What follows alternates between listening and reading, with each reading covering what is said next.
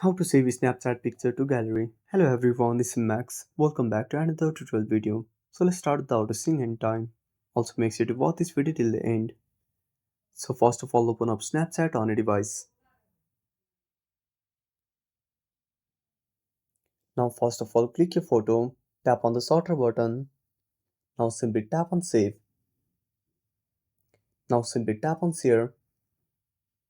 Now under share to, simply scroll to the right and tap on download. Now to normally save whenever you click the photo, simply go back and tap on the profile at the top left corner. Now go to settings. Now scroll down. Now tap on memories.